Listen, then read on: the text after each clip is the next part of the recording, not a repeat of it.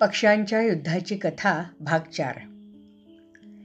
जमिनीवर राहणारे मोर राजाचे पक्षी आणि पाण्यात राहणारे राजहंसाचे पाणपक्षी. शेवटी युद्ध पेटलंच. मोर राजाने राजहंसाच्या किल्ल्याला वेढा घालण्यापूर्वीच राजहंसाचा सेनापती सारसाने मोर राजाच्या सैन्यावर जोरदार हल्ले चढवले. तुंबळ युद्ध झालं. मोर राजाचे सैनिक बेसावध होते, त्यामुळे त्याचे पुष्कळ सैनिक मारले गेले. मोर राजाला दुःख झालं. आता त्याला मंत्री गिधाडाच्या सल्ल्याची आठवण झाली. मोर राजा गिधाडाला म्हणाला, तुम्ही माझ्यावर रागावला नाही ना? माझी चूक झाली. मी युद्ध करायला नको होतं. आता उरलेली सेना घेऊन माझ्या देशात सुखरूप कसा जाईन ते सांगा. मंत्री गिधाड म्हणाला, राजा, झालं ते झालं. आता उरलेलं सैन्य घेऊन किल्ल्याला वेढा घाल लगेच. मग मोर राजानं किल्ल्याला म्हणजे सरोवराला वेढा घालायचं ठरवलं.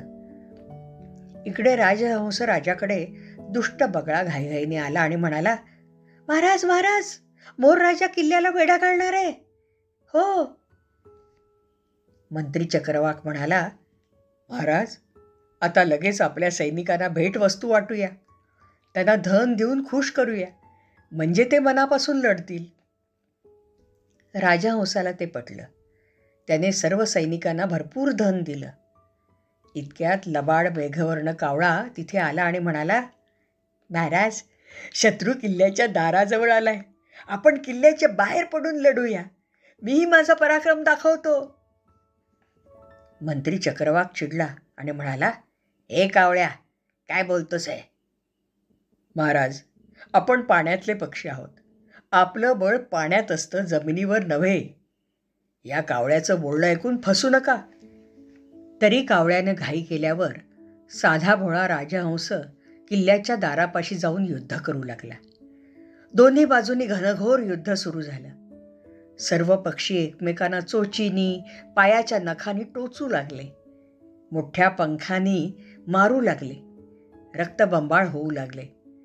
तेवढ्यात मोर राजाचा गुप्तहेर मेघवर्ण कावळ्यानं किल्ल्याला आतून आग लावली. आग पाहून सगळीकडे पळापळ सुरू झाली. पक्षी वेगवेगळे आवाज करत पंख फडफडावू लागले. मग कावळ्याने किल्ल्याचं दार आतून उघडलं. चित्रवर्ण मोराचं सैन्य आत घुसलं. राजहंस राजाचा सेनापती सारस शूरपणे लढून आपल्या राजाचं रक्षण करत होता. त्यानं आपल्या पंखानं राजहंसाला झाकत सर्व सैनिकांना किल्ल्याच्या आतल्या पाण्यात माघार घ्यायला सांगितलं. एकनिष्ठ सेनापती सारस म्हणाला, महाराज, आपण सरोवराच्या मध्यावर आश्रय घ्यावा. माघार घ्या. माझी काळजी करू नका.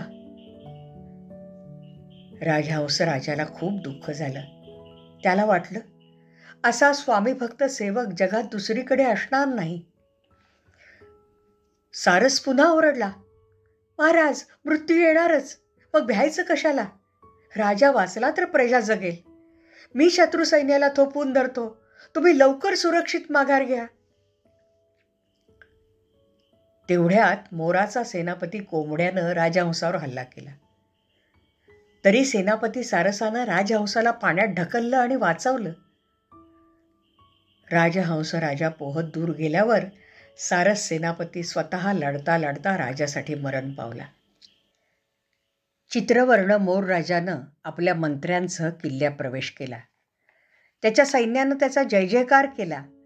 चक्रवर्ती मोर राजाचा विजय असो, चक्रवर्ती मोर राजाचा विजय असो. मित्रांनो, दीर्घ कथेचा शेवटचा भाग ऐकलात ना? ही कथा आहे दुष्ट घातकी कावळा, उर्मट बगळा आणि पोपट, सज्जन राजा राजहंस, घमेंडखोर राजा चित्रवर्ण, विचारी मंत्री चक्रवाक आणि गिधाड आणि आपल्या राजासाठी मरण पत्करणारा सेनापती सारस यांची. या हितोपदेशातील पहिली कथा ऐकली होतीत का? नसेल तर ऐका.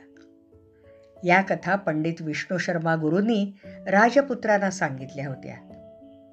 पक्ष्यांच्या या कथेतून गुरूंनी युद्ध कशामुळे होतं, राजाच्या मंत्र्यांचं महत्त्व काय, गुप्तहेरांचं कार्य काय, सेनापतीचं कर्तव्य काय, आदर्श राजाचे गुण अवगुण अशा युद्धनीतीशी संबंधित अनेक गोष्टी राजपुत्रांना शिकवल्या. राजपुत्रांना आता पुढची कथा ऐकण्याची उत्सुकता लागली होती. आवडली कथा?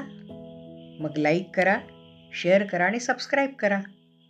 भेटूया तर नवीन कथा ऐकण्यासाठी पुढच्या भागात.